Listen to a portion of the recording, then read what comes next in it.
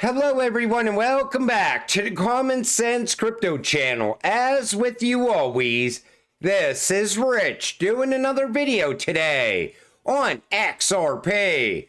So I hope you're all having a wonderful day today wherever you are in this great world. We're gonna talk about XRP. And I gotta start with this from subjective views. It doesn't matter how much this market retraces. We still don't have a market structure or stablecoin bill locked in. Take a listen to Tom Emmer here. Congratulations on the White House Crypto Summit. What's next on that front? Well, we're going to do a market structure bill at some point this Congress. We're going to do a dollar-backed stablecoin bill. And for me, I'm looking forward to codifying something that is in President Trump's executive order on digital assets, and that is putting into law a prohibition on central bank digital currencies. Because you know, Charles, unless it's open, permissionless, and private, it can emulate cash. All the central bank digital currency system will be is a surveillance system that the government could use on its citizens. So I want to see at least those three, and we've got a whole host of other things. You're right. It was historic last Friday to have that crypto summit, and the talent that was in the room. And we've got a president who's looking to the 21st century and beyond, as opposed to those who want to live in the past. It's really, you know, finally, we have an administration that wants to push innovation ahead in the United States. And everybody wants to see crypto legislation put in place as well, because that will give us a clear path forward for crypto. And we don't need a central bank digital currency. I totally agree with Tom Emmer on that. But right away, people think, well, we're not going to have digital money. That's not what he's saying. When they're talking about a CBDC and a stablecoin in the same conversation, we are going to have digital money. It's just not going to be issued by the Federal Reserve. Instead, it's going to be a stablecoin coming from a private company like Ripple or Circle. And we have to have digital money. The rest of the world is already pushing far ahead in the digital age. The U.S. now has to catch up.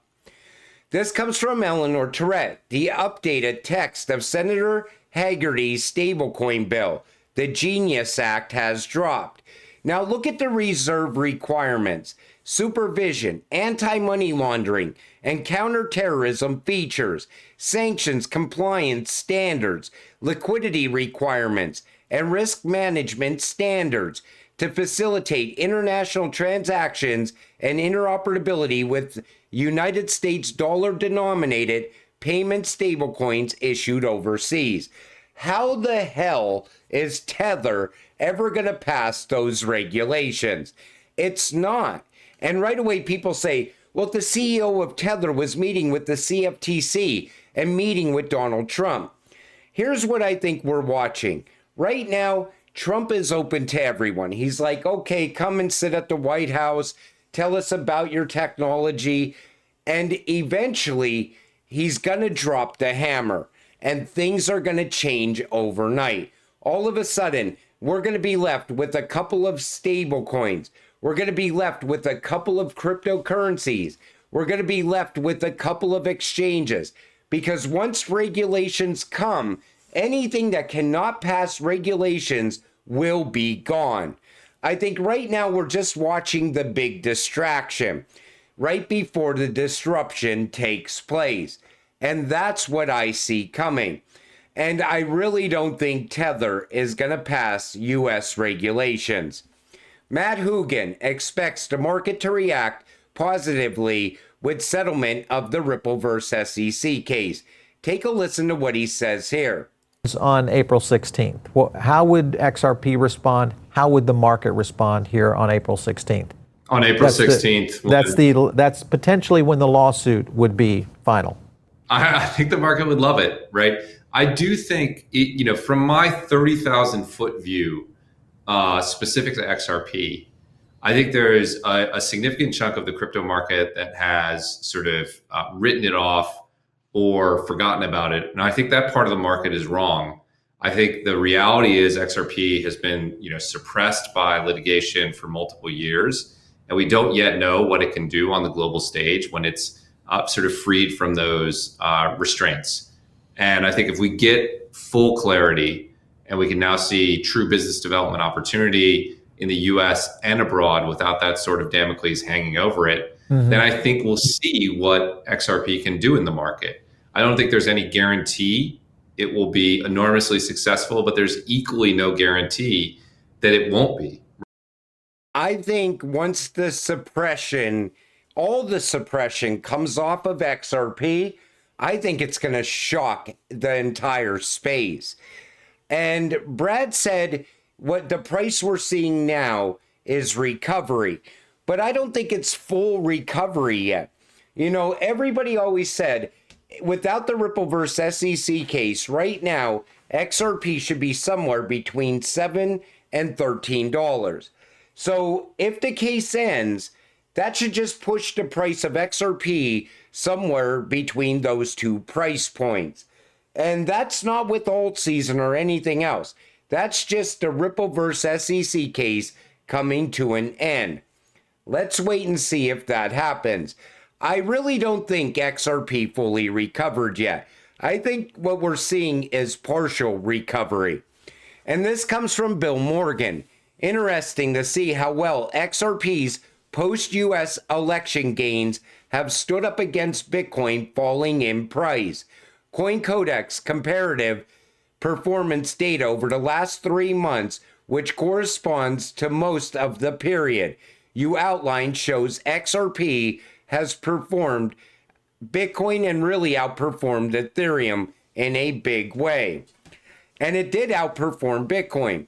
But look at that compared to Ethereum, 72.41%. And even now, with Bitcoin falling in price the way it has, XRP held up very well. I honestly thought we would have a much, much deeper pullback. Let's wait and see where we go from here. And like I said, we are seeing crypto merge with the traditional financial system. This comes from smoke. This is why attacks on XRP are increasing. Crypto is merging with the traditional financial system. Bitcoin operates outside that system. Meanwhile, XRP has been aligned with it from the start. We were always holding the banker's coin. The banks will absolutely love XRP because XRP isn't looking to replace the banks. It's looking to improve the banks. It's not even Ripple. They're not looking to replace SWIFT. They're looking to improve SWIFT. However, a lot of the countries and a lot of banks, they don't want to use the SWIFT system anymore. They want an alternative to SWIFT. When something's 50 years old, people look for something new to replace it. And that's why Ripple will steal business away from SWIFT. Wow, Ripple has assigned bank IDs to over 500 banks. And some people still think XRP won't be used. The train is moving full speed. Either you're on board or you're getting left behind. This isn't happening by accident. This is happening because Ripple has been putting rail after rail in place all around the world for the past decade. And now the Bitcoin maxis, they see the end of Bitcoin now. They see Bitcoin losing the #1 spot. And once it loses the #1 spot, it will lose the #2 spot. Then it'll lose the #3 spot, and so on. Look at HBAR. I still think HBAR is a top 5 cryptocurrency. It's going to be in the top 5 eventually. QNT is another cryptocurrency that I think is going to be in the top 5 as well. XLM could easily be in the top 5. XDC could be in the top 5. Digital trade is no joke. That's multi-trillions of dollars that are going to be moved over the XDC network. What I'm telling you is this handful of ISO cryptocurrencies can give you financial freedom. Just in, EU claims Trump's crypto support could harm Europe's monetary sovereignty and financial stability. Here's the scoop. EU is pushing digital euro legislation, reacting to Trump's stablecoin endorsement. Risk. Capital might flow to U.S. stablecoins, impacting Europe's payment systems. ECB worries about U.S. crypto deregulation, potential overvaluation, and leverage risk. Here's what's going to happen. The U.S. is going to have a stablecoin. It's going to be a success, especially if it's backed by gold or backed by some other assets. All of a sudden, the rest of the world will most likely shift away from central bank digital currencies. No citizen around the world is going to be in favor of a central bank digital currency if it means a surveillance system. So if they opt to go to a stablecoin backed by something like gold or silver, every other country will fall in line with that, including the EU. Right after whatever the US comes up with as far as a digital dollar, if it's a massive success, the EU will have no choice but to go in that direction. That's where RLEUR comes into play. U.S. Housing Agency considers launching crypto experiment. You know, we're going to see all of these agencies push towards blockchain and crypto. I think every single part of the U.S. government is going to look to go on to the blockchain. It'll make everything fully transparent. The days of fraud and theft will come to an end because transparency will be everywhere. And Elon Musk, the idea he had of putting the government on the blockchain, I think that's a great idea. I think voting should be done over to the blockchain.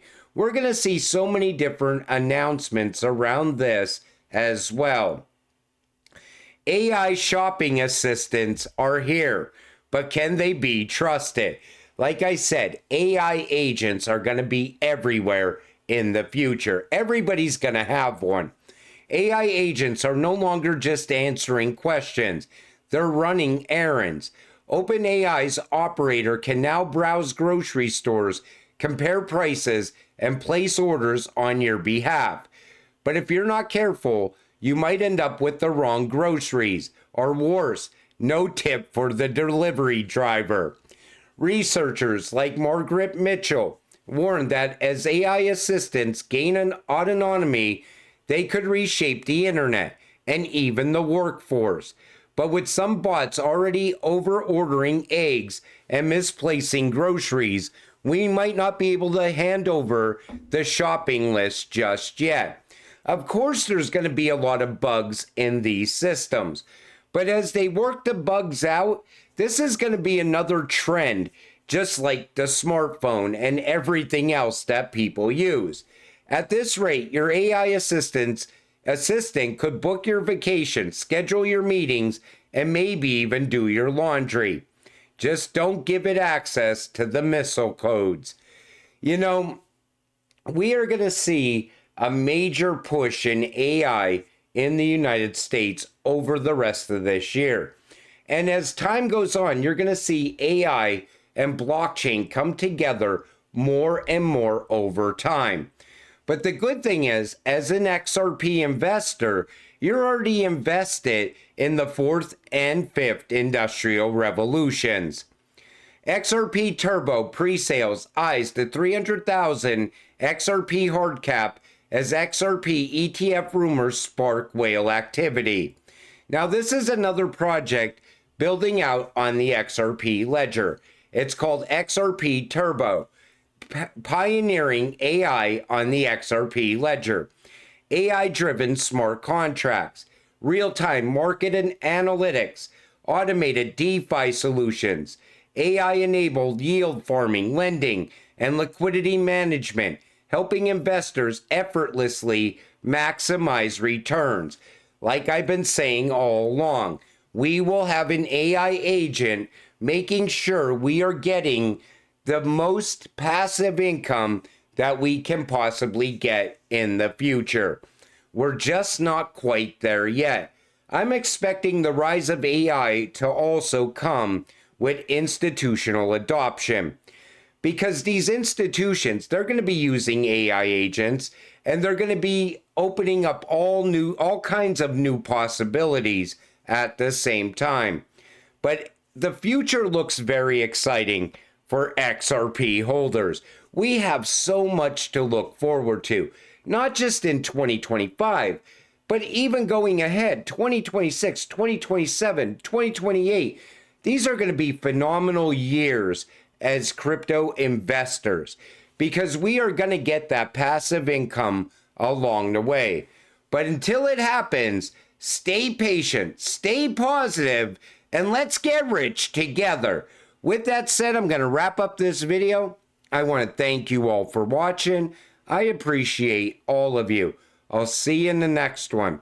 Have a great night.